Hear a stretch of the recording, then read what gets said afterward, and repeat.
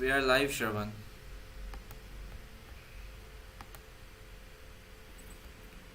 That's great.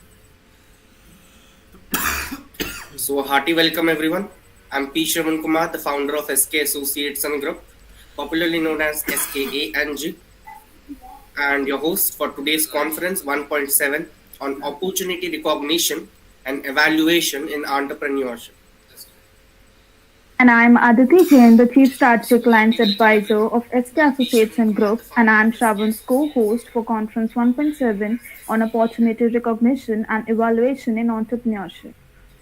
SK Associates and Group is an internationally accredited ISO certified management consulting firm registered under MSMED Act 2006 with the Government of India. We provide consulting services in the domains of compliance, operations, marketing, research and development, human capital, strategy and operations to budding student entrepreneurs across the world. SKA&G was formed with a dream to provide consulting services at a pro bono basis to budding students, entrepreneurs, and help them in developing the national economy by establishing their dream ventures in various industries. Visit our website at www.skangroup to know more. We work with startups and train potential student entrepreneurs who are aiming to bring a significant change, either in their business model, in scale of operations, or both. To succeed in this endeavor, our clients need a specific type of consultant, someone who is a problem solver. Typically, such a person is entrepreneurial and passionate, thinks out of the box, has an idea where the problem lies and how to analyze it, and most importantly, what would serve as a perfect solution for it. Such people have lived and worked in different continents and countries. They have worked on exciting projects, they have taken risks, and have scars to show for it. We call such people transformational consultants. We have worked over the last 3 years to build a network of such people, reaching out to them across universities, across industries, and across the gamut of functional roles. Time and again, we have seen magic happen when we find the perfect solution for our clients. And this is what drives us and keeps us motivated each day. We are passionate and excited about the impact such individuals can have in building the next generation of iconic organizations in the corporate sector. Visit our website at www.skngroup.com to know more. We aim to impact 6 million students across India by 2070 by providing them with consulting services in strategy and operations, human capital, compliance, legal advisory, research and development, taxation, marketing, and also help them in establishing their ventures by investing 20 crores US dollars in their startups over the next 5 years.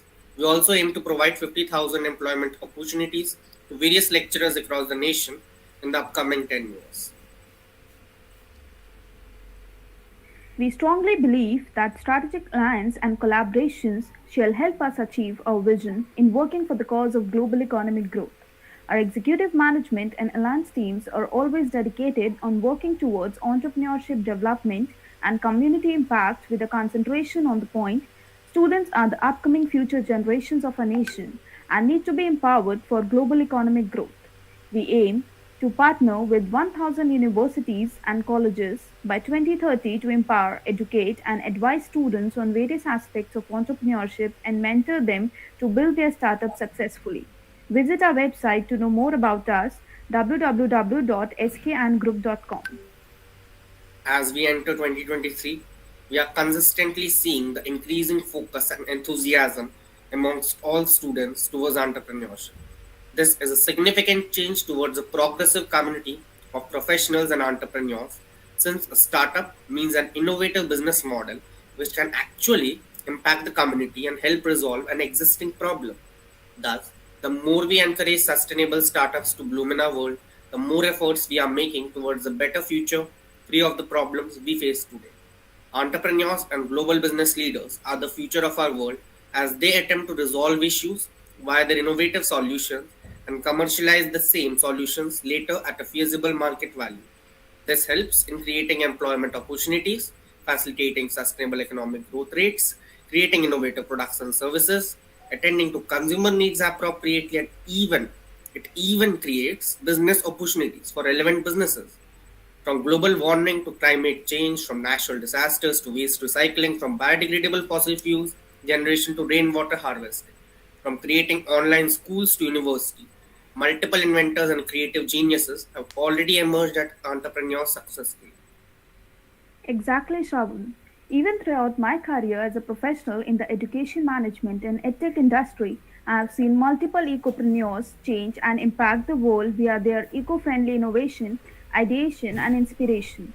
However, a major part of a startup's development and growth depends on team building and talent acquisition from relevant individuals, short scale experiences such as life projects and internships, and they might find it difficult to access, educate knowledge, and experience on the same. Thus, in answer to all such questions of budding students who wish to emerge as entrepreneurs by building their founding teams via proper talent acquisition and retention strategies, we have organized Conference 1.7 on opportunity recognition and evaluation in entrepreneurship. We hope our conference series helps such potential students create an impact in the community and resolve emerging problems via their innovative mindsets and business models. Now, we would like to introduce all our honorable guests for today. Firstly, we would like to introduce Mr. Jeff Hoffman, who's an award winning global entrepreneur, proven CEO, worldwide motivational speaker, best selling author, Hollywood film producer, a producer of a Grammy Award winning jazz album, an executive producer of an Emmy Award winning television show. He's an executive producer and stars in the groundbreaking new TV series Going Public, a show where viewers worldwide can invest in the startups that Jeff is mentoring on the air.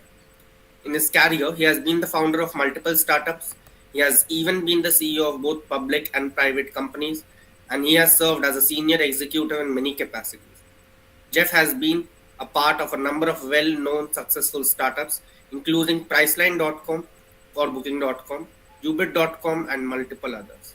Jeff is the chairman of the Global Entrepreneurship Network, which works with entrepreneurs in 200 countries, as well as being a founding board member of the Unreasonable Group, whose portfolio companies have raised over $7 billion in funding and have positively impacted more than 700 million lives worldwide.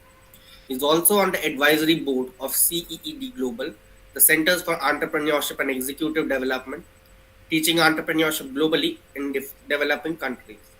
Jeff has supported the White House, the State Department, the United Nations, and similar organizations internationally on economic growth initiatives and entrepreneurship programs. Jeff is the managing partner of Jeff Hoffman Advisory Services, a strategic consulting firm that teaches exponential growth to business owners and entrepreneurs, as well as teaching innovation strategies to corporations and governments worldwide.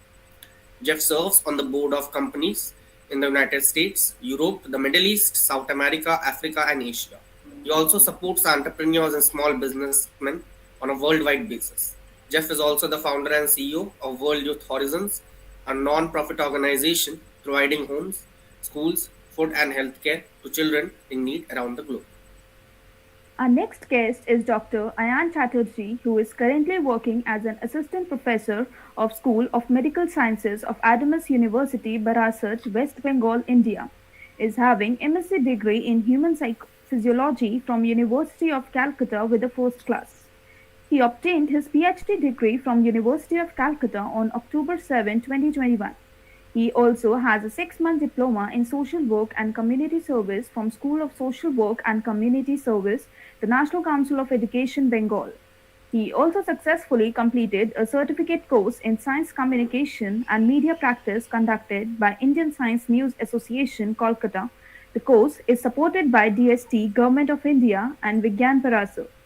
He has published 83 full-length research papers, among them 36 in peer-reviewed journals, 23, and in book chapter and conference proceedings, 40. As first author in peer-reviewed journals, international and national both. Conference proceedings and as books chapters and also presented papers in multiple conferences. We are also glad to have Dr. Morad Mansoor, who holds a PhD degree in management from the University of Suzuka, Japan in 2003. He is an assistant professor of entrepreneurship and strategic management in King Fahd University of Petroleum and Minerals, Saudi Arabia. He has been involved in activities related to entrepreneurship and has taught entrepreneurship to hundreds of students at the undergraduate and graduate levels. He served as a mentor in many events. He was a referee in many competitions related to entrepreneurship. He is a writer in Rawad Al Amal magazine. He was also shortlisted as one of the best entrepreneurship mentors in the Arab world by the Arabian Business Startup Awards in 2016, 17, and 19 in the category of Mentor of the Year. We also have Manjira, who did her Bachelor's of Business Administration from Rewa University. She attended an investment banking course after getting her BBA, and as a result, she was hired by Intertrust Group to work as a graduate trainee in reconciliation. Currently, she is an associate at BNP Paribas, one of the largest investment banking groups in Europe. Manjira is passionate about talking to young minds and mentoring them on various aspects of life. Now, we would like to request all our guest speakers and attendees to kindly switch on your respective webcams throughout the conference. We'd also like to inform all of you that the HR team is constantly conducting polls in the chat box throughout the session. Kindly participate in them actively. Further, we would like to thank all the executive management team, including Ms. Aditi Jain, Head of Strategic Alliance, Mr. Digvijay Pawar, Head of Business Development and Growth, Ms. Vaishali Shri, Head of Human Resources, and Advocate Riddhi Bhanushali, Head of Compliance and Regulatory Affairs, for constantly staying by our side and adding their valuable contributions for the growth and development of SK Associates and Group. From 10 July 2021, last year till date, they dedicated an immeasurable contributions to the firm in terms of emotional support, recommendations for improvement and enhancement, team formations, incorporation, marketing campaigns, and many other infinite initiatives shall always be remembered by generations to come. I love you, my team, and I'm proud of having you here with me. You are the best I could ever get, and we will achieve our goals together and build SK Associates and Group as one of the most impactful and best consulting firms. Thanks for the compliments, Ravan. We have a long way to go together yet, and I believe that together we can achieve milestones as a team. Now, we would like to invite Mr. Jeff Hoffman, Chairman of Global Entrepreneurship Network, to enlighten us with his insights on opportunity evaluation and assessment. Okay, thank you very much for having me here today. I have not been back to India for a few years, but last time I visited students and entrepreneurs in 7 different cities and heard a lot of different pitches. And I'm really happy that we are talking about opportunity recognition and evaluation, because for entrepreneurship, of course, that's where the whole process starts. And so I'm glad you invited me an opportunity to talk about this. The problem that I see, and then we'll talk about the opportunity. The problem is that so many entrepreneurs, like I said last time I was in India, as well as everywhere I go around the world, entrepreneurs come up and they come up with an idea that they think is a good idea. It's something that I'm going to invent these. These aren't real. I'm just showing you an example. They come up with something and they say, look, I'm creating this product. And I always ask the question, who is it that wants that product? Who's looking for that product or that solution? And entrepreneurs say, I don't know. We'll find out as soon as we start selling it. So they're not really recognizing an opportunity, which is what we're talking about here. They're trying to just create one from scratch by saying, if I create this, maybe an opportunity will occur. But the most successful entrepreneurs in the world are the ones that didn't go try to create a product and hope that people liked it. They are the entrepreneurs that were in the middle of a real problem. I'm going to give you some examples today, and said, instead of thinking about this problem, I'm going to be the person that fixes it. And I'll tell you some examples from some of my friends. But most people, when they see a problem, they complain. Let's say that you're working and you have 1 hour at your lunchtime to go take care of an errand you need. And you go and you come back 2.5 hours later and you're upset. And people say, what took you so long? And you say, those people don't know what they're doing. This should have taken 20 minutes, but it took 2.5 hours. and everybody complains. But most people then just go back to work, right? You complain about the problem, and then you go back to your job. The most successful entrepreneurs in the world recognize that as an opportunity. They stop and they say a couple of things. The first question, these are the questions that successful entrepreneurs ask that I want you to think about. The first thing they say is this a big problem? Does this problem affect a lot of people? If the answer is yes, successful entrepreneurs ask this question: is there a better way? Could I fix this problem and make things better? And then the third thing that successful entrepreneurs do that everybody else doesn't is they say to their friends, you go home without me, I'm staying here until I fix this. I'll give you a couple of examples. One of my friends, Lars, he's not American, he's from a small European country, but many years ago, some of you are too young to know this, but there wasn't always GPS. People had maps made out of paper, and they took their map and they tried to find places. And I could never read maps, and I could never fold them back up, and maps were difficult. And he was driving and he got lost again for the many, many times. And he was holding the map and he couldn't read the paper map, and he didn't know where he was. And he was in his car and he stopped driving and he sat there. And instead of complaining that maps are hard to use and then going home angry, or inventing something that nobody wanted and hoped somebody would buy it, he recognized the opportunity. He said what I just told you guys. He said, I wonder how many other people are lost right now. And he thought to himself, many people have this problem. So that was step one. And step two, he said, I wonder if there's a way to do this better than the way it's done today, which was paper maps. And he had an idea that he decided there was. And then he did the third part in opportunity recognition. He said, I am going to fix this problem for everybody.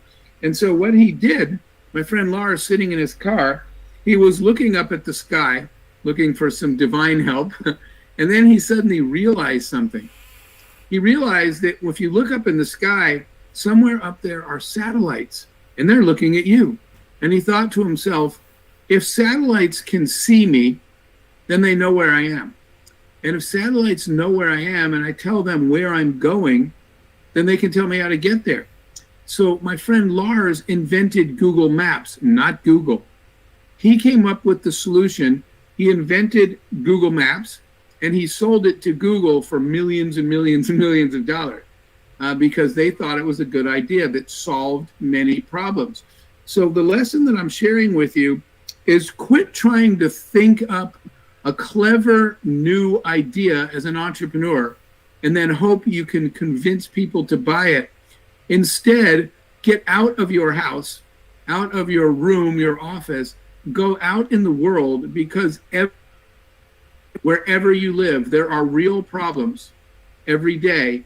And instead of complaining about the problems, you need to be the person that recognize that problems are big opportunities for entrepreneurs.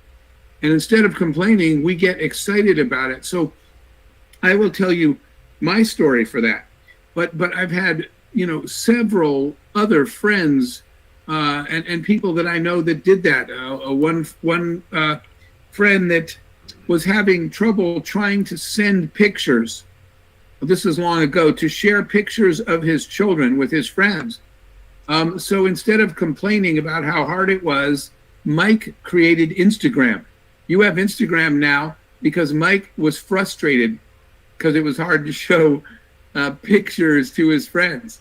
Another guy that I know could never find music that he liked to listen to. And he was a software developer.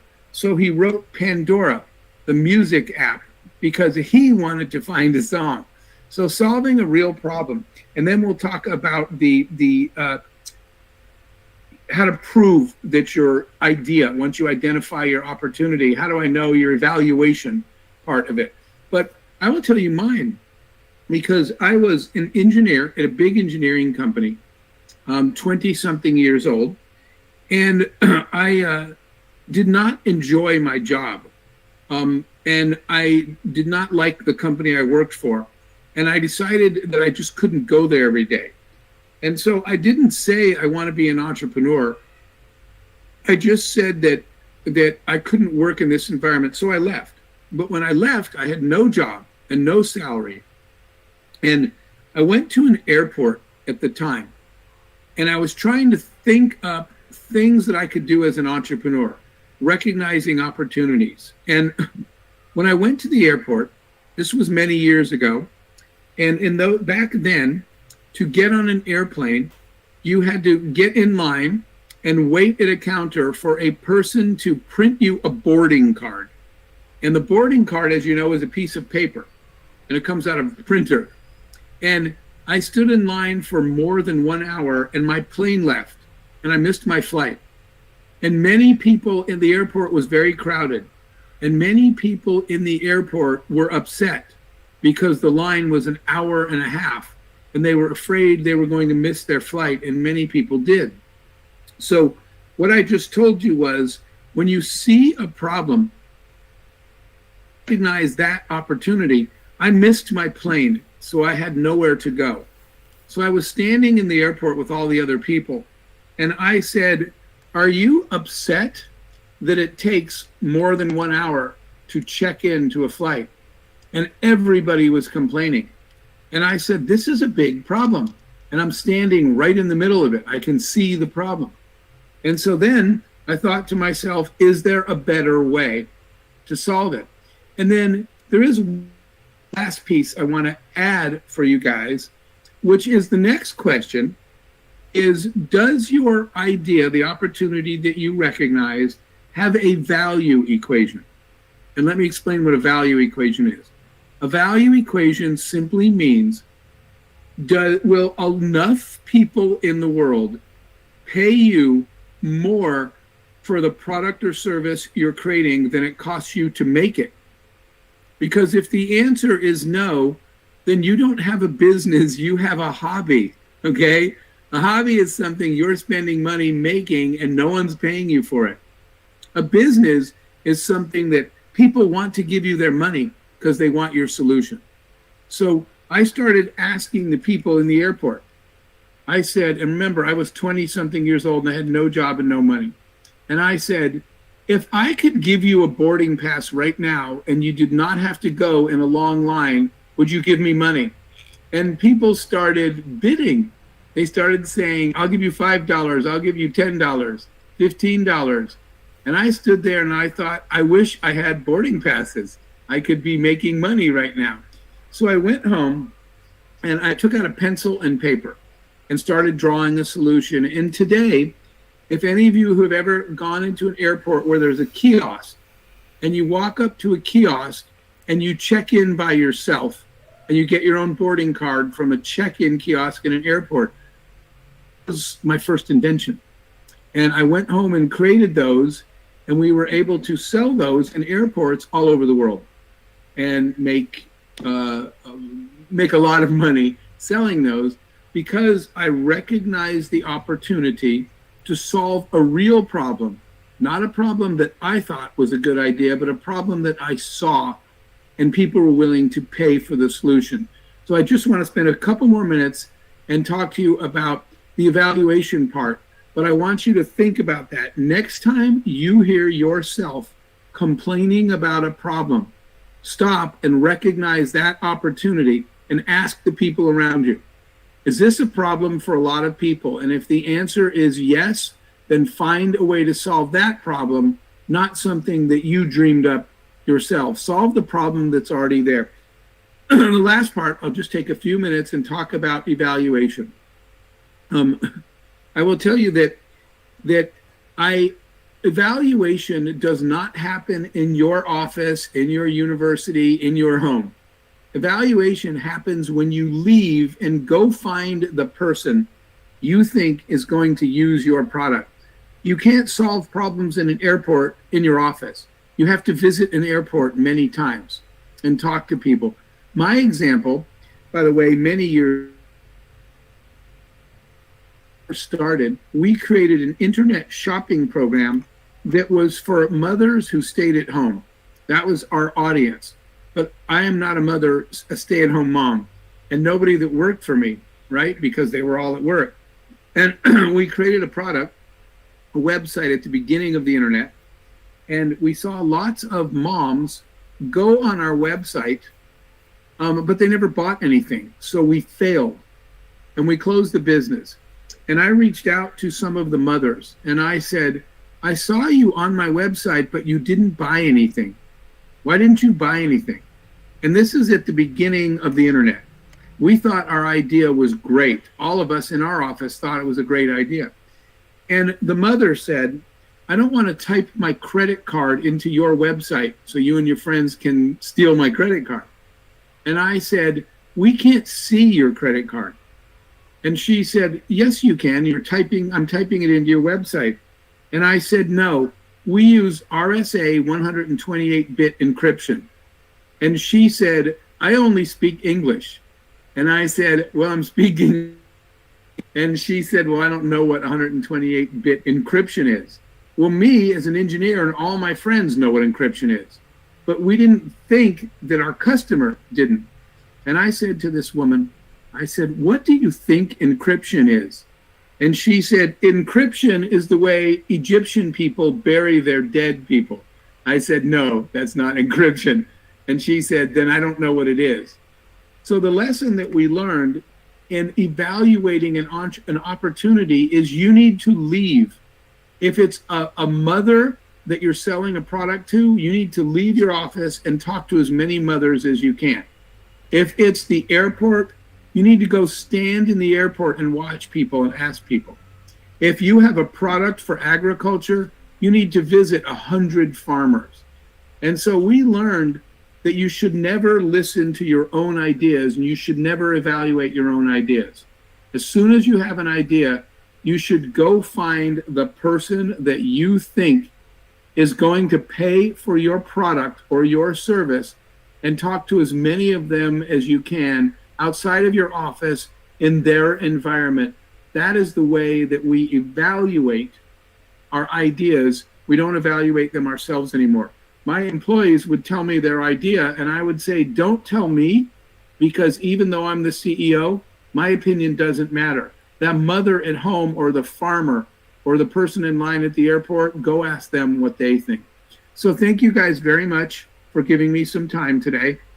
I hope that many of you will recognize opportunities out in the world and solve problems in whatever city you live in. Thank you for having me today. That was an amazing speech, Jeff, to be frank. And I had a few questions, Jeff. You started the Global Entrepreneurship Network, if I'm right. So what is the major problem that you think is what student entrepreneurs or young entrepreneurs are facing today? Okay, so the biggest problem is not knowing where to start. What do I do first?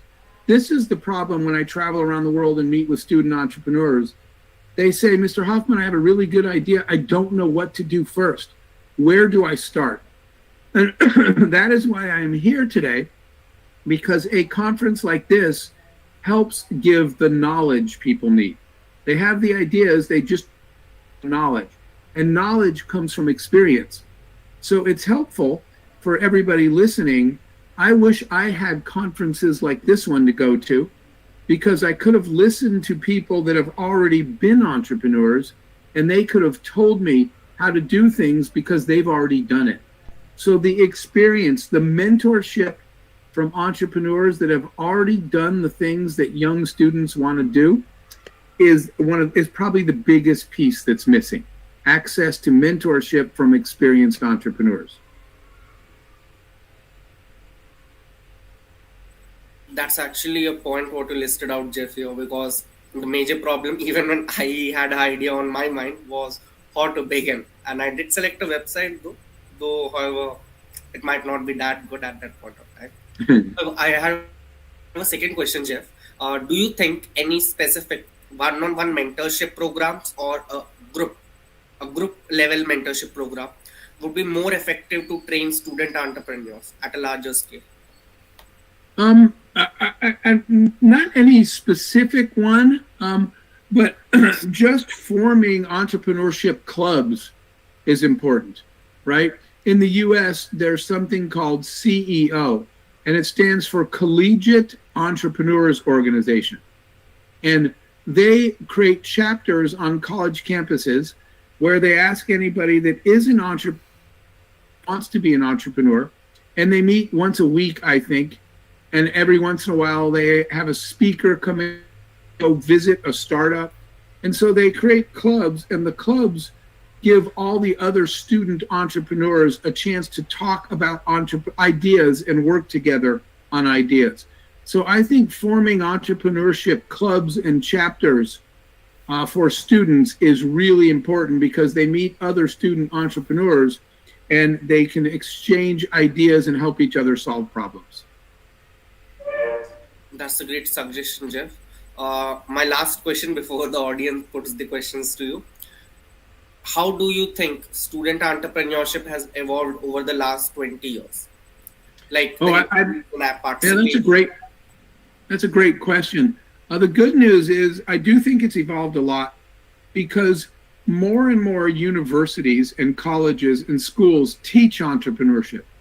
There was no such class when I was a university student, or even in lower school level. There was no class called entrepreneurship. So it's recognized educationally. Second, there are certificates and degrees in entrepreneurship, which didn't used to exist before. Third, it's recognized as a job. When I was young and I would tell people, they'd say, "Where do you work?" And I would say, "Well, I'm an entrepreneur." And they would say, "Oh, you lost your job?" I said, "No, this is my job." And they said, you just can't find another job?" I said, "I found my job. This is an entrepreneur." And people would say, "Oh, I understand you're a hustler." And I would say, "Well, you make it sound like I'm doing something illegal. Entrepreneur is my job." And then one day, many years later, I got a phone call from a school, a secondary school. And they said, "Mr. Hoffman, will you come speak at Career Day?" And I said, "Well, Career Day is doctors and lawyers and nurses and engineers." And they said, "No, we think that you're an entrepreneur on purpose." I said, "Wow, I can't believe that entrepreneurship is finally a career." So I think it's changed a lot, and it's all for the good. There's more recognition. There's degrees, certificates, classes.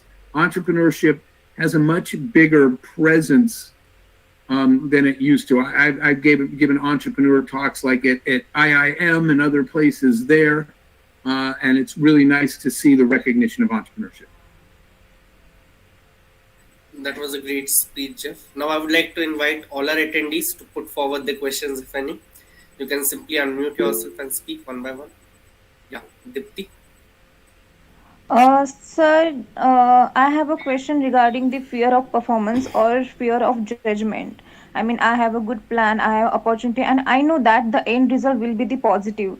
But from so many years, I'm feeling that I have a fear of performance. I mean, how to start that work, or just I have uncertain fear or fear of judgment Sure. by people.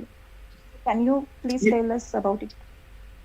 Yeah, the good news, I guess, is that everybody has those uncertain fears. I had a conversation many years ago. I can't get out of the bright sunlight. It's morning here. The sun is coming through the window. Which, by the way, the sun comes through the window every day, even if your idea fails. Just remember that. The world goes on, the sun comes up the next day, and you can try again. But it's important to know that everybody has uncertainty and fears. I had a conversation many, many years ago with Elon Musk, and this was at the beginning of Tesla. And Elon said, "I hope this works, Jeff, or I'm going to have to sleep on your couch." Even he said, "I don't know if I'm going to have a home to live if this idea doesn't work." Everybody has uncertainty and fears of where to start. And again, I'm going to say, that's the important conference like this or an organization like we talked about, because in those moments, you need to have a tribe. What I mean by a tribe is you need to have people that have the same fears in you as you that you can share it with. You need to have a connection to other entrepreneurs where you can say, I'm really uncertain, I'm really afraid it's not going to work, talk to me. And they will help talk you through those times, just as you will do for them when they have a moment of fear and uncertainty. So everybody has that. It's okay. And you just need people to talk to who have been there too, who can help talk to you when you're feeling that way. Thank you for the question. Thank you, sir. I have one more question actually. Can you please tell us something about procrastination, how to avoid it, and how to do time management? Okay. That is a DNA thing, right? Entrepreneurs are the kind of people that just find a way to get things done, right? Procrastination does not work when you're a small company. When I was telling you the story where I quit my job, my engineering job, I can't procrastinate or else I can't eat because I had no salary.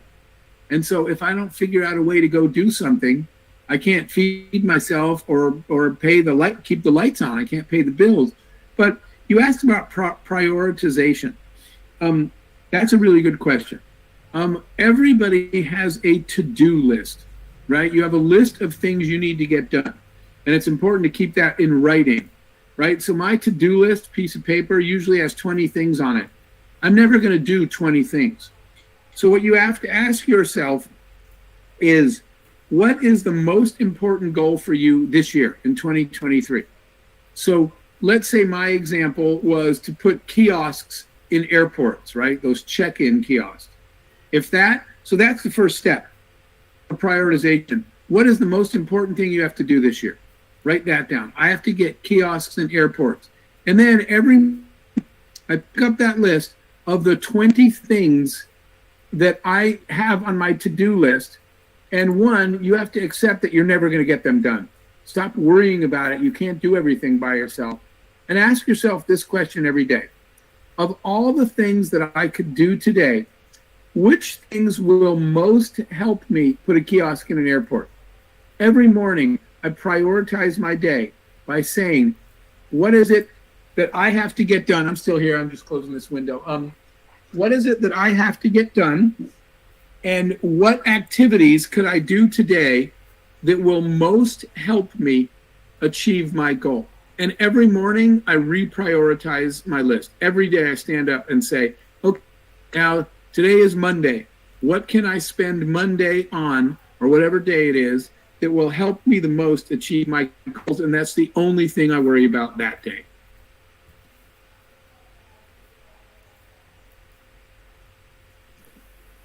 I guess Mr. Tehseen has a question. Yeah, thank you. I hope I'm audible. Thank you, Jeff, for the wonderful talk that you had in the beginning.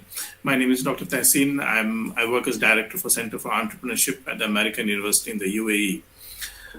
My question was, you simplified this process of entrepreneurial opportunity recognition and then evaluating it through validation with customers, which is great.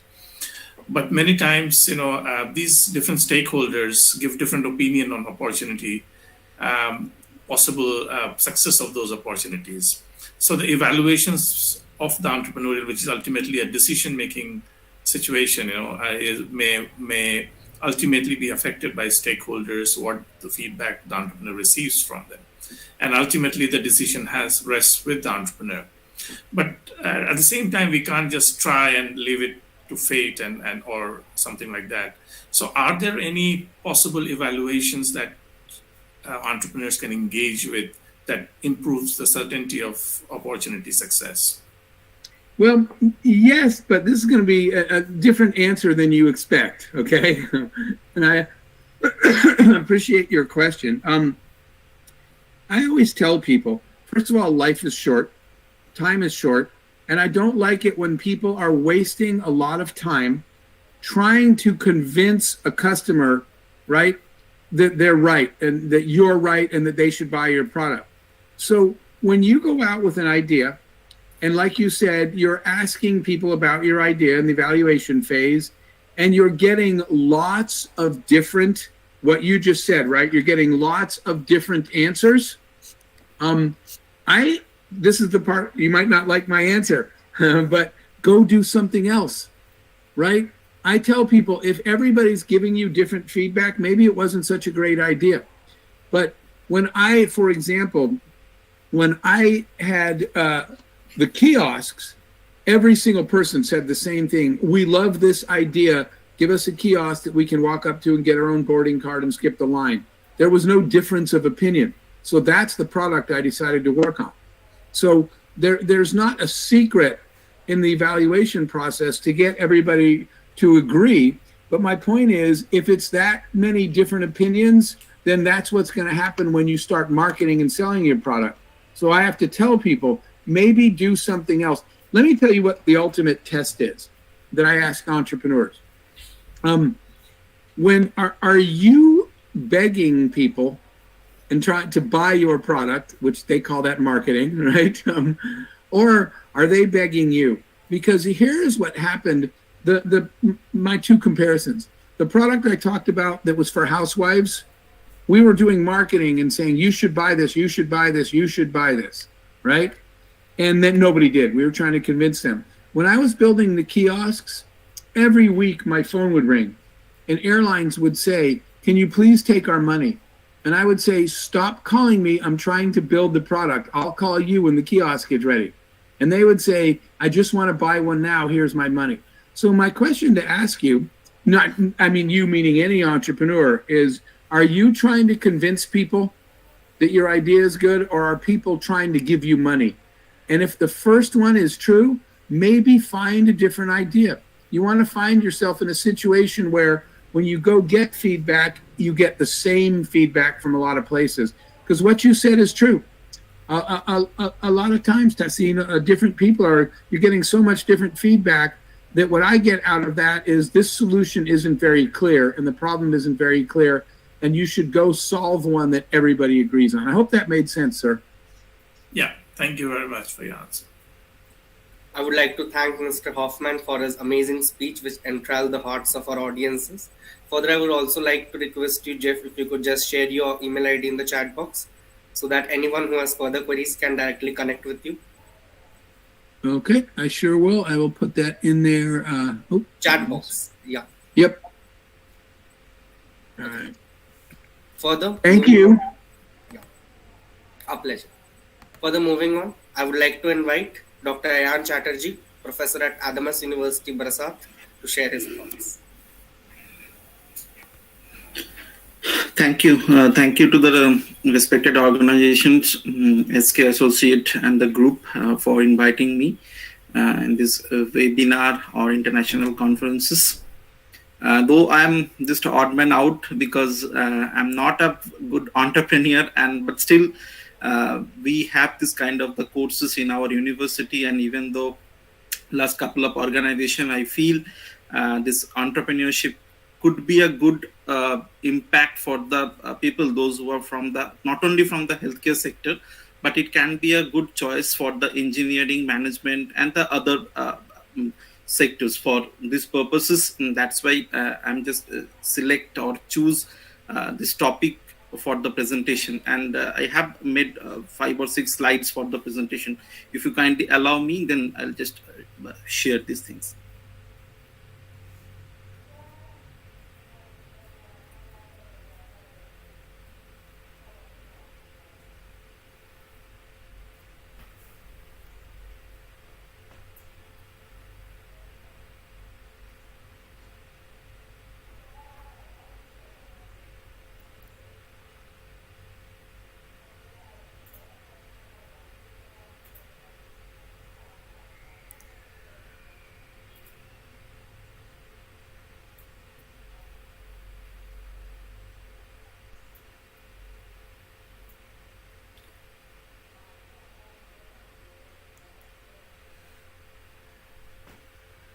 Hope it is visible.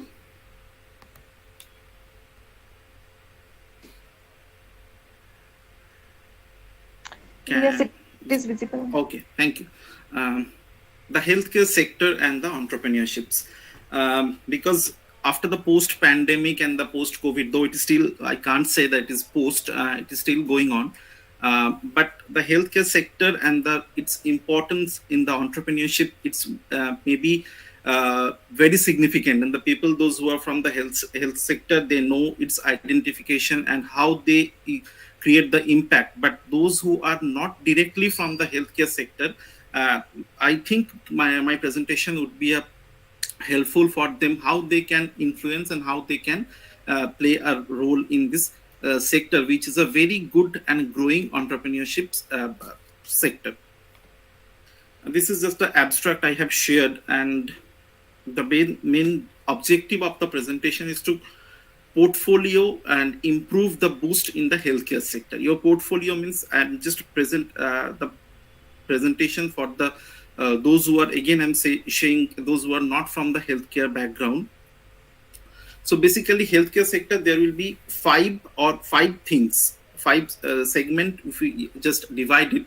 First is that the pharmaceuticals, where the medicines are produced and medicines are developed, the pharmacy product are developed. Second is that the diagnostics, means the laboratories, the taste, where the basic taste, pathological taste, hematological taste, serological taste. This is the basic screening procedure and for the further identification and the recognitions of the disease. Third one is that the medical equipment and the tools, means the different parameter, just like in cases our digital BP monitor we are using, then we are using for the oxygen consumption, and then we are using AccuCheck, the glucose measuring instrument, different kind of the instrument we are using. These all are coming under the right now growing entrepreneurships and things. And the last but not the least, the hospitals, and including the private clinics and the government hospitals and the healthcare centers. This is the main four sector and the market segment that we feel from the healthcare sector it will be great. Besides that, there will be another that is I am not mentioned in my slide, that is the fifth that now people are doing, that is the medical writing. Lots of people, they are having this kind this is choosing this kind of the options, and where they are mainly engaging the people to file the IPR, to file the patent. This kind of the thing is right now is a growing entrepreneurship, and the people, they are doing this kind of the things. So diagnostic industry and its opportunities in India previously, and there will be a very few diagnostic center in the block level and the rural area. If you just think about, I'm staying in the West Bengal in the India, and in our state, there will be a very few diagnostic center in the rural area and the remote area. But nowadays, the people, they are in the rural and the remote area, they also having this their Windows phone and the smartphone. Through that, they have a different kind of the apps they are installing, and they are getting this access in their home.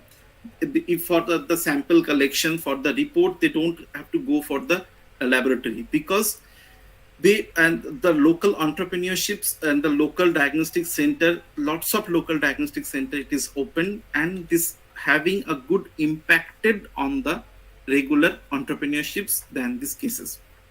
Moving forward, that the diagnostic services market is estimated grow in the 27% from the last few years. It has been published in the Express in the Healthcare, January 2020. There will be few cases, the healthcare facilities, just like medical diagnostic, pathological laboratories, private public project, and just kind of the thing, clinic and the diagnostic centers, has been implemented. The most important thing is that the factor that influence the quality of the healthcare industry. So what should we have to focus? The personal finance and the income of the particular individual, the individuals, their educational profile or the educational background, because we have to identify for the local entrepreneur, those who are coming from the different background, not only from the healthcare. Might be the people they are coming from the management background, might be the people they are coming from the social science, or might be the people they come from the engineering background, but they have a mindset. Because earlier already Professor Jeff told, and the main thing is for the entrepreneurship, we have to give the mentorships, not only the entrepreneurships. Main the focus, if you ask me the entrepreneurships, I will provide the mentorships. The populations, the health insurance, and the demography and the patient's characteristics. This is the most important thing for the patient related factors. Then the other factors, the government initiatives, the schemes for the contributions, the national disaster like the crisis, healthcare system, leadership and the management, the resources and the facilities, the market demand, and the technology and the innovation, the IPR and the patent, the biosensor, that all everything will be coming under the technology and the innovation. So in Indian perspective, this is right now highly developed, these cases. The growth drivers of the healthcare industry, this is also depending on the, as I mentioned earlier slide, the government initiative like the Indian cases, the Ayushman Bharat and the NHPs, then coming the pandemic epidemics, and then the affordable medicines, Medicare, and this kind of the thing.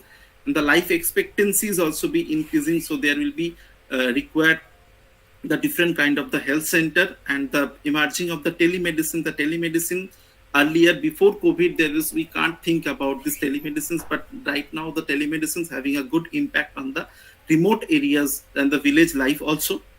Robotic surgeries is, though it is not still developed, but the IoT and the other applications, this is try to involve this kind of the thing, and the artificial and intelligence followed by the insurance coverage. The recent advancement in the healthcare industry, the IoT and the EHRs, the remote cares, virtual reality, the point care of the diagnostic center, the next generations sequencing, the immunotherapy, and the 3D printing. And the last but not the least, the retail clinics, the augmented reality and the virtual reality cases, the precision medicines, and the telehealth, followed by the biosensor and the trackers, and the other social media and the important patients' experiences. This is very helpful to find a good entrepreneur, and this is just for not for the those who are from the healthcare background. The people, those who are from the, again I'm sharing, and they are from the different background, they might be also think on these cases, which will be a very good choice for their career. So this is just for a very short presentation, and I can open for the questions. I'll be very happy to share. Thank you. Ayan, I had a question here. Recently, Sure. we have seen the healthcare sector, especially in terms of startup, boom a lot because of the COVID era. So, Yeah. what's your perception on the logistics, like portion of this Medicare sector? Because previously we never had, like such expanded version of logistics, as we have seen the development of that particular area in this COVID era, just to increase the outreach and to decrease the time that it takes for meds or something to reach the customer. So what's your perception on that? Right. Earlier, we can't think about the Android or the smartphone. We have the keypad phone, even though I also used in my school level and the college level. So on that time, we can't think how do I have to call. Even though we have to call, then there will be a 1 rupees coin to drop it, and then we have to ring it. Through that, we can call it. But right now, after the application, the people are coming from the engineering, health, management. If they prepare a good team, and entrepreneurships cannot be possible for a single individual. This is my personal opinion. It should be multidisciplinary approach. The people from different background, they have prepared a good team, then it could be a better option. They are preparing different apps, phone apps, website. From there, we can just open, or we are just having the drop down menu. We are selecting this kind of a thing, and it will be a very helpful for the people, those who are from the, especially those who are from the differentially abled and the geriatric people, means those who are above 60, above 50 years age. They are getting these medicines and everything in their homes. They don't have to go for the market, even though they don't have to go for the local market. The people, they are getting inside their door. They don't have to pay extra money. so there will be no fear ki my monies will be deducted from the bank account, or there will be a chances for the cyber security or other kind of the thing. They're just paying once it will be delivered, cash on delivery, we are saying. So to be honest, my thing is that this will be a very great and the helpful for the Indian perspective, where we can't think earlier it could be a possible. And the people we are looking for, even though in my village or my hometown there will be lots of medicines, and even I used to go to purchase the medicine from the medicine shop, but the people I find they're in the remote area, they're also booking through the different kind of the apps, medicinal apps they're using. I can't say the name of the apps here, but they're opening through that, they are booking. So this could be a very great thing. People, those who are staying where, for my cases, I can say where I stayed, the electricity came before 10 years. And I find when I was in the school, they don't have the access of the telephone. We are using the earlier land phone. And in case right now, the people, they are using 2 or 3 smartphones, they are installing the different apps. So they are just comparing, just kind of a comparative statement they are doing. This app is giving discount of the discount. This app is giving discount of the discount. So where I am getting 15 to 20% discount, and I used to purchase the apps, medicines from this app. So this could be a very great for the entrepreneurship perspective, and the people they are using, customers they're also using, they're also having this kind of the thing. It's obviously customer-oriented approach is actually definitely. It has changed everything. Feedback is needed most cases, and I feel because I also worked in different university. Last university was also a startup university, and the owner of the university, he is also from engineering background, IBS alumnus of the IBS Hyderabad. And he and another guy from Delhi NCR, they are also belong from the engineering and management background. So they have just opened a university, and it's right now very good thing. They are giving different kinds of the certificate course, diploma courses in healthcare, and they're merging healthcare and the entrepreneurship management. It would be a very good combination. Further on, I would like to invite all the attendees to pose any questions to Mr. Chatterjee. If you have, just unmute yourself and speak after raising your hands. Yeah, I have a question. Yeah, hello, am I audible? Yeah, yes, please. Yeah, sir. Sir, as per India is a developing economy where we are having a huge demographic dividend. So, according to you, like what are the other sector which are having a huge growth potential? So, like you talk about the health sector. So, what are the other sectors? As per your opinion. Basically, it's a good question, but the thing is already I shared. I'll be very happy to share from the healthcare background because I am an expert from the healthcare. So other cases, for that cases, IT and IoT and the management sector, I think it will be a good choice. But to be honest, for me, healthcare will be a great instead of that. Thank you, sir. Sir, I have one question. Sure. Can you please explain us about healthcare IT or HEOR field or market research in healthcare? HEOR. Can you please tell me that what is HEOR you were saying? It is related to pharmacoeconomics, I think so. I'm not sure. No, pharmacoeconomics will be a different option, madam. First, the thing is that there will be 5 things in case of the healthcare sector from my point of view. As I shared, the people having the pharmaceuticals background, either they having B Pharma or M Pharma courses, so they can go for their medical shops. Or even though if you are coming from the paramedical allied health background, you can have an option for open of the diagnostic laboratory or the pathological clinic. Or if you are coming from the in terms of the management background, you have an option private clinic, hospitals, and your chambers. or if you are coming or you have an option, you can want to incorporate in your medical writing field or IPR, intellectual property right field, then you can come from any background, but you have to club with the healthcare sector.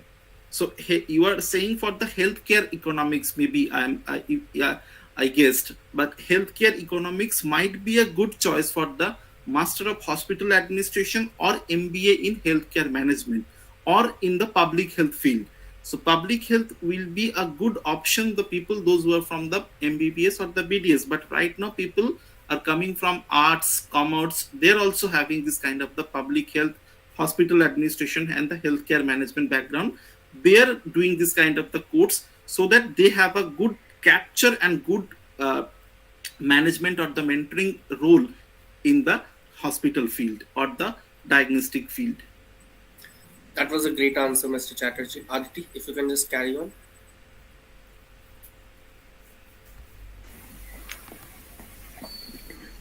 Yeah. So it was a great speech. I would like to thank Dr. Chatterjee for his informative and knowledgeable speech and request him to kindly share his mail ID in the comment box for any queries our attendees might have. Sure. Thank you so much.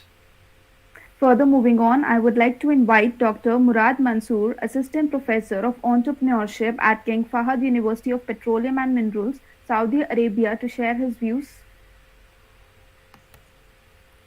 Okay, good evening, and thank you for allowing me to speak at this conference. And it's always a pleasure to speak to young people everywhere in the world about entrepreneurship.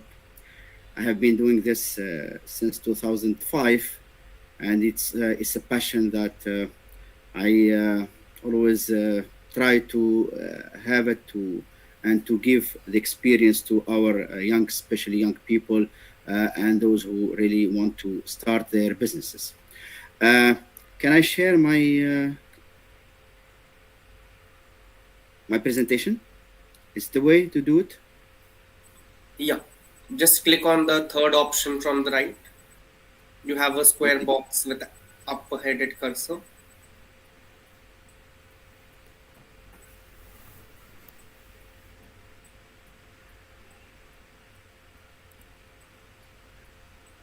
Okay.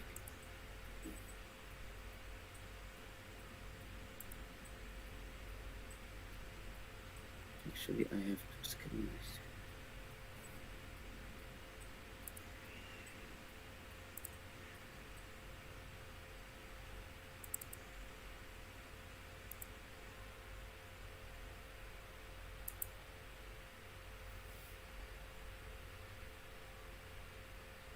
Can you see it now?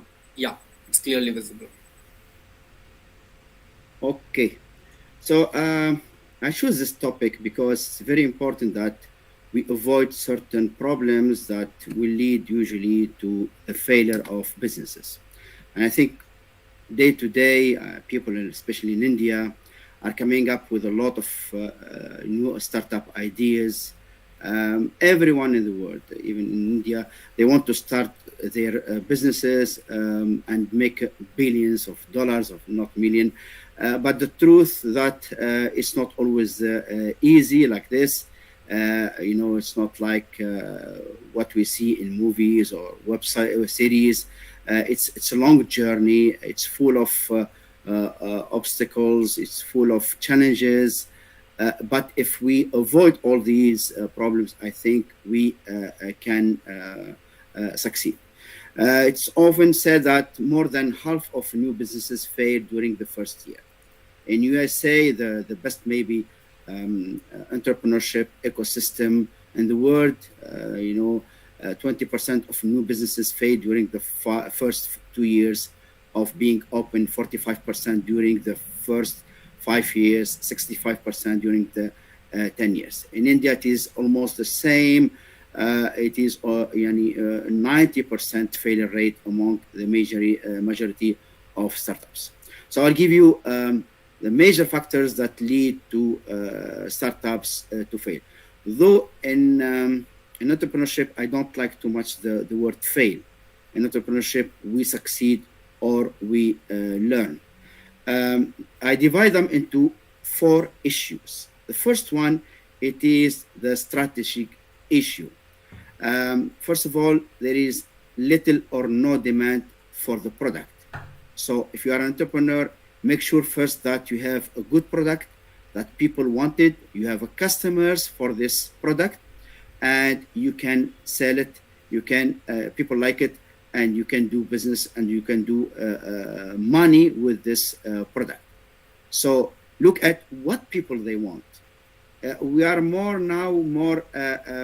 product oriented rather than company oriented. So we look at customer oriented more than product oriented. So we see what customer they want and we try to do the product that they wanted.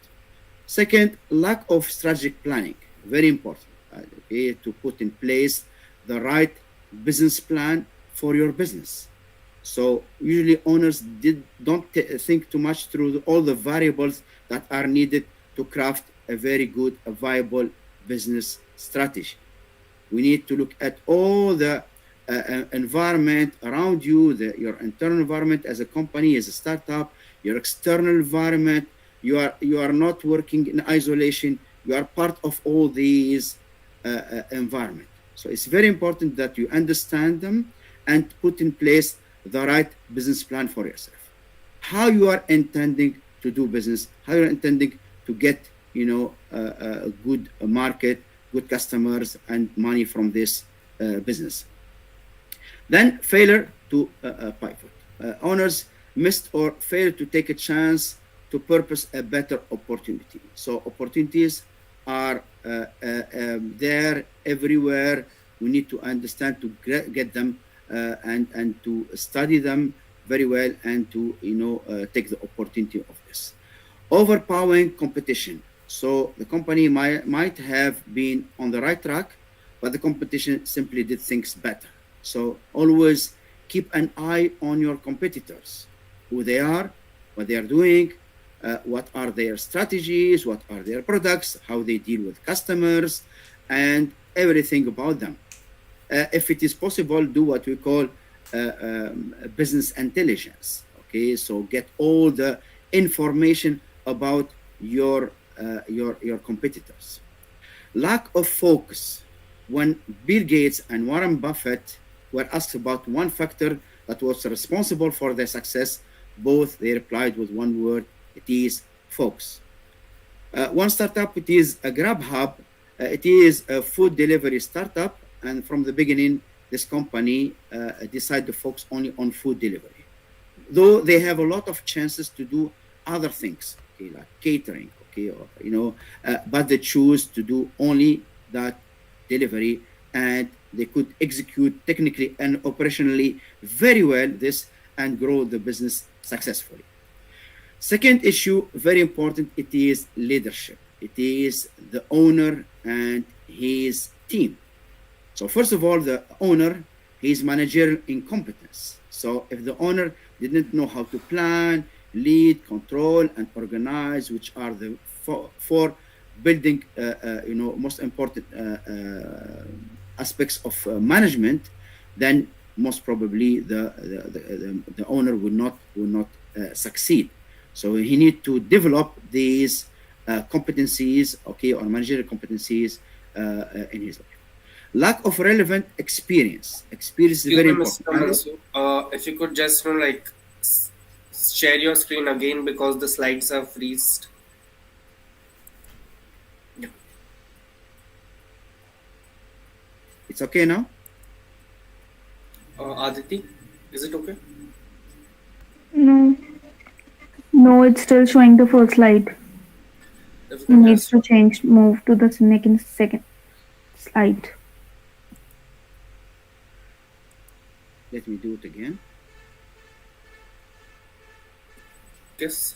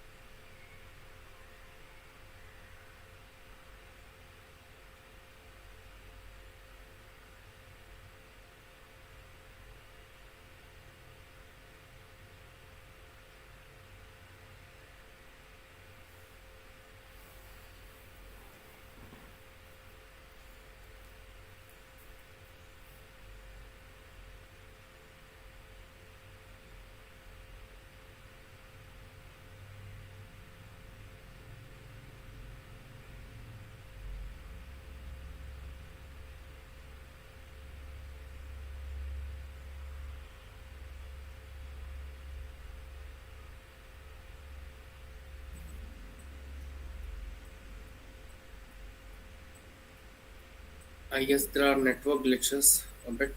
He will be joining in a minute. Am I audible clearly, Aditi? Yes, you are.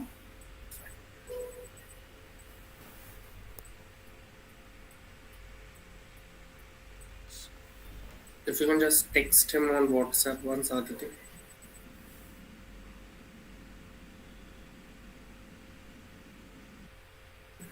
Yeah, until then, whoever hasn't got your webcams on, kindly switch them on.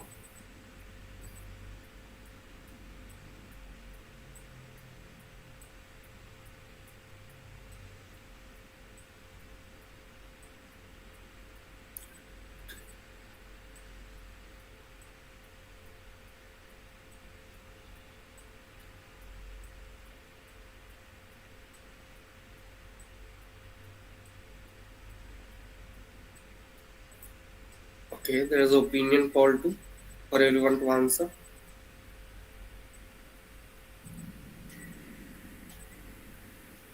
Now, this is interesting.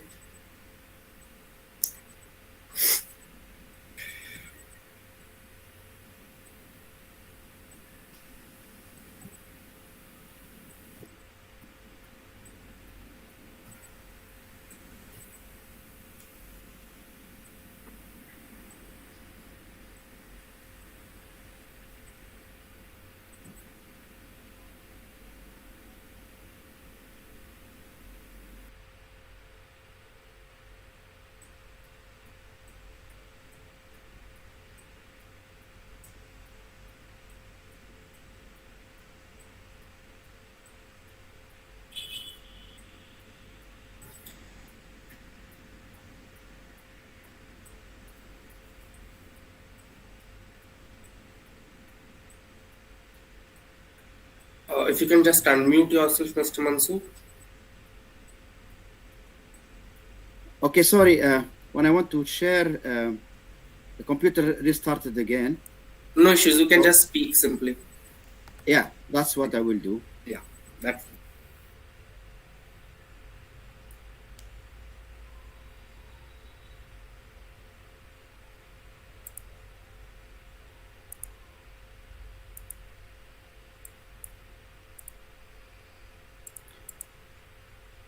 So I said last thing it is the leadership.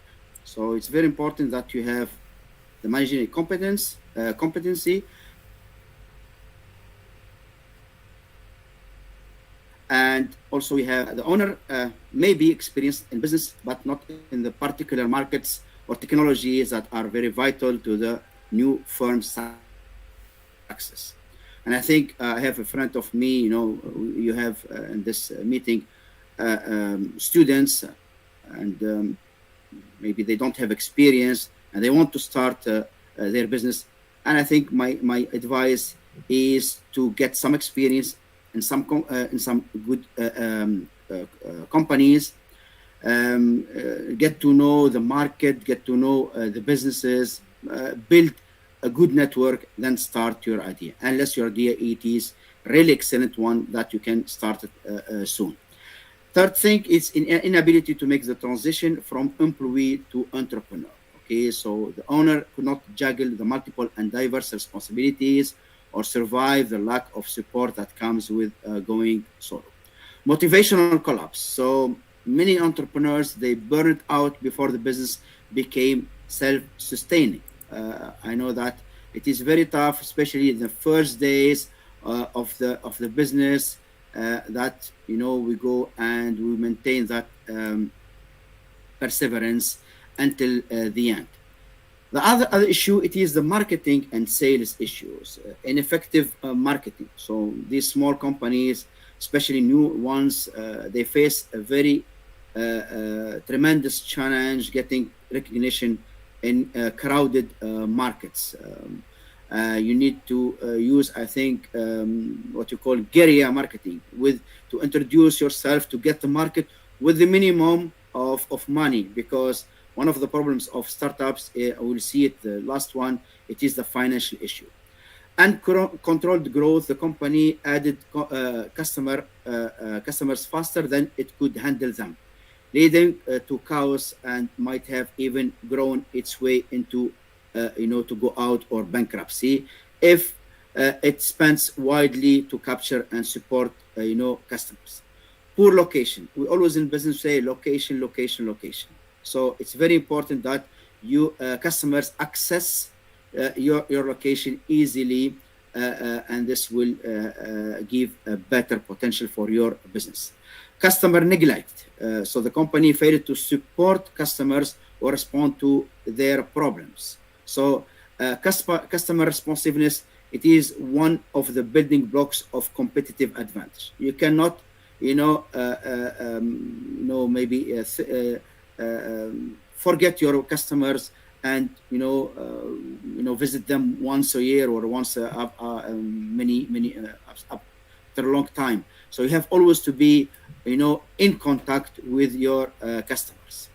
Last issue and very important one, it is the finance. Okay, the inadequate, of course, funding. If you lack the funding that is needed to launch or scale up to the point of being self-funding. Just I'll give example of an Indian company in 2018. Mr. Mansur, if you could just wrap it up in 2 minutes. Actually, yes. It will be enough. There is a bike rental startup. It's called Tazo, and they shut their shops because they had failing in having the fund necessary for their business. Poor cash management, also it's very important. Excessive overhead, try to have the right number of people, and poor inventory control. So I finished my speech with a say of Thomas Edison. He said, "I have not failed. I have just found 10,000 ways that will not work." So again, startups, they don't fail, but they learn. Okay, and there are many. We have many big entrepreneurs in the world. They become serial entrepreneurs because they failed, they learned, they failed until they have a lot of businesses. Okay, so I think young people, they are smart and they can avoid all these maybe problems to succeed their startups. And sorry for the these few minutes lost, and ready for any question. No issues, Mr. Mansoor. That's very normal. I would actually like to thank Dr. Mansoor for his precious time, and your quote there that startups are a journey of either succeeding or learning is extremely delightful. That's the truth, to be frank. Again, I would like to thank Dr. Mansoor for his mesmerizing views and request him to share his email in the chat box for any queries our attendees might have. Now, we would like to invite Ms. Manjeera Ravipati, an associate at BNP Paribas, to share her insights. Hi all, I have a small presentation to share today. So before that, I would like to thank SK Groups and Associates for giving me an opportunity, a chance to speak on this particular topic. So we all have been in a situation where, we might have missed an opportunity once or twice, where, because of lack of self-confidence, doubt, and, in case if you fail, the results that is based on societal judgments that we get, that we say, hey, come on, this person has failed he's failed in an exam or maybe a business or maybe in something, you might have put yourself down to start something new. And because of that, people have missed many opportunities. So I'm Manjeera Ravipati, an associate at BNP Paribas, would like to share a small PowerPoint presentation today. So yeah, 1 second.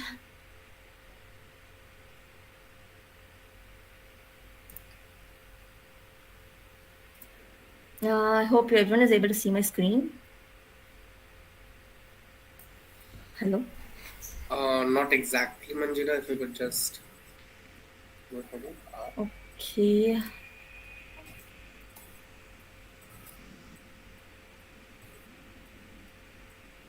And now? Not yet. Okay, looks like there's a glitch. I'll just go on saying the slides, okay? So Okay, no issues. Yeah, okay, thank you. So the first slide would be on opportunity recognition. How exactly do you guys recognize if it's the right opportunity for you? Opportunity recognition is nothing but a process of discovering or creating a new opportunities for the business or for yourself. So let's take an example of a student who is freshly a graduate, who is looking for a particular job, because I was in that particular situation back then. So I was like super confused because I was in HR and I wanted to switch to a finance role because HR wasn't my cup of tea. So I was looking for a finance opportunities. And then that's when I analyzed myself if that role would be really worth or really good for me or not. So just the same way, people who are starting a business would, analyze if that particular business is will be helpful for people, because we are all living for the people and we need people, right? So as a student perspective, let's say if you're looking for a job who is who needs an opportunity to show his skills or develop his skills, so he or she would definitely analyze at the same time develop if it is the right one or not. So the next one would be, what exactly is an opportunity? Opportunity is not the same as an idea. So to start an opportunity or to have an opportunity has to be attractive, it has to be timely, it has to be durable. Attractive in the sense it has to be attractive for the person who's starting a business, or and also to the end user who is getting benefited from the business. For example, let's take a simple example of Microsoft, Bill Gates. If at all Bill Gates had not started a Microsoft, there wouldn't be a Microsoft, or maybe there would be something similar to that at that particular time. So he started Microsoft at that point of a time. So the timely is nothing but having finding the right solution at the right proper time and creating an opportunity by giving it as a service. And then service opportunity should be based on observing trends. It has to be based on observing trends, and then it has to solve the problems of the society by filling the gaps in the marketplace. So, what exactly and how exactly do you recognize it's an entrepreneurial it's an entrepreneurial opportunity? The first one would be, let's take an example of a village where there is no proper healthcare. So what would you do? You want to build up a healthcare system by like building a hospital or a clinic. So to serve the people, or to know like to treat the people, to diagnose the people over there. So what would you do is you would first go analyze if that particular town has a healthcare system. If it does have, what exactly is it lacking to provide a proper diagnosis? So based on that, you would create an idea. You would create an idea and also network among the same set of people, and would definitely like try to build up a hospital by providing services. And then what exactly is the importance of an entrepreneurship? Entrepreneurship is nothing but a process of developing, organizing, and running a new business. This in order to generate profits by taking a financial risk. It also helps in giving employment opportunities to the job seekers by and improve their well-being.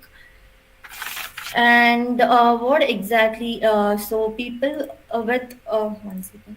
So then, what exactly we all would be doing to start up a business is observing the trends that is already there in the market, based on economic forces, social forces, technological advances, political and regulatory changes, which would definitely help your business to develop and provide a product and service.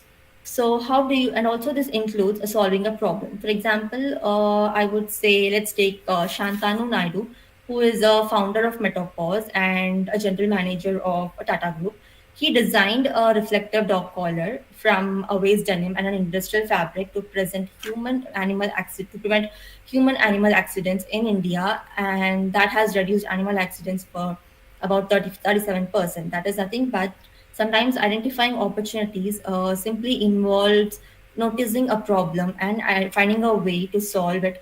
Some business ideas are clearly initiated to solve a problem, just like how Shantanu identified that particular problem where, like street dogs or street animals at night, whenever you are traveling by a car, there are chances of causing an accident where the car might run over it. So that's taking that as an example, where he also designed a reflective collars for anti-poaching collars related for tigers to prevent poaching. And then how do you take, based on the personal characteristics, how do you start up your own business? For example, let's take a software developer who would like to start his own venture by outsourcing his own services. First would be your prior experience, cognitive factors, social networks, and creativity. So, what exactly is a prior experience? The software developer, before starting a business or before getting into a entrepreneurial part, I would recommend students or people to work in that particular sector. For example, as I told, a software developer, let's say he's an engineer and he got into an MNC and he had developed his very good skills in the software part, and he would definitely network. He has really good knowledge. He would network related to people of that particular domain, and then he would start up his own venture with his the experience that is gained by working in an MNC. So based on that, he would like bring up products and outsourcing his services. And also social networks is also plays an important role. There's a saying like your network is equal to the net worth.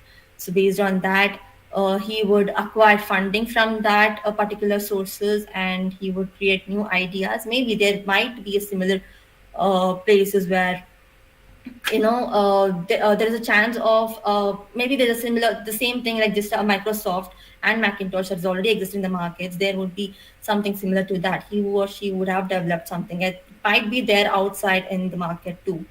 So, and I would also like to conclude by saying, how exactly do you turn ideas into opportunities? For example, let's take Amazon.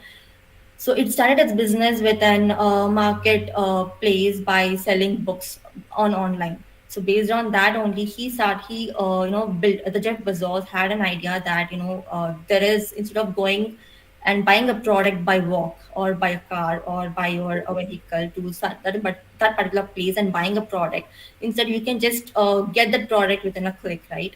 So that's the same way he had an idea. He started a new business out of it. And also there's another example of Nika, Falguni Nair.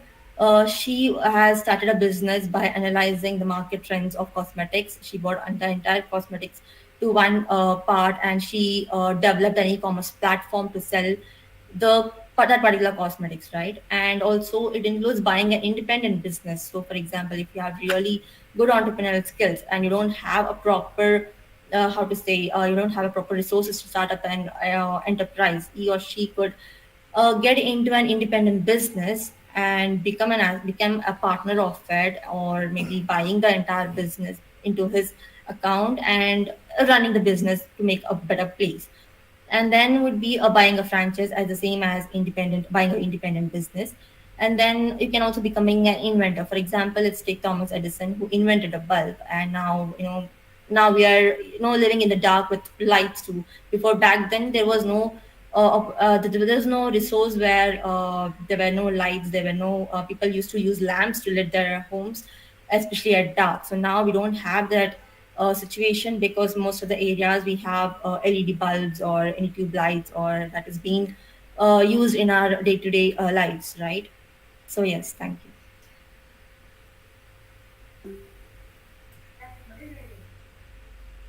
Any questions? Any questions our attendees have? Can raise your hands.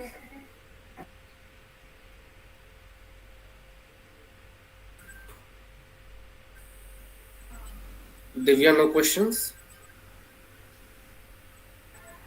No questions, sir.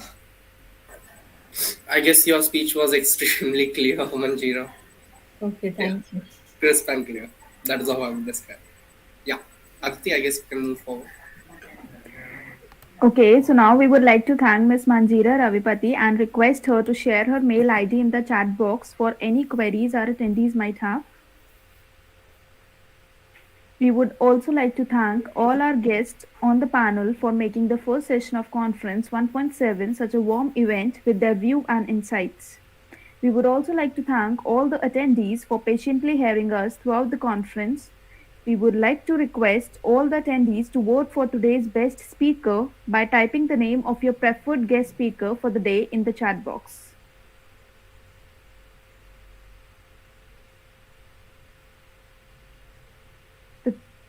The top 3 guests of Conference 1.7 shall be declared at the end of the conference. So everyone, I would request you to kindly vote for your best speakers in the chat box right now. You may just drop the name of just one speaker, whichever you prefer and you think was the best in today's session. Complete name first and second. Yeah. However, an opinion poll for the same shall also be raised in the conference groups, that is the WhatsApp groups related to our conference series. You may even answer it. Yeah, Abhishek, any queries? No, sir, by accidentally, sir, it was just. Just drop the name and vote for your best speaker of the day. Yeah, Aditi. They're still voting.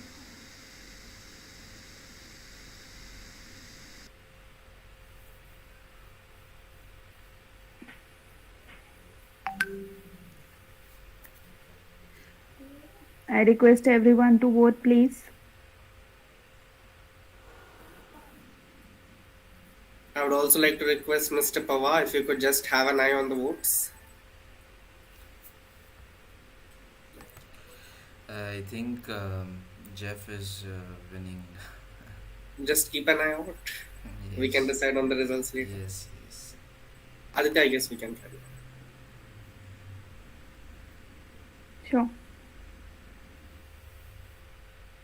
So thank you, everyone.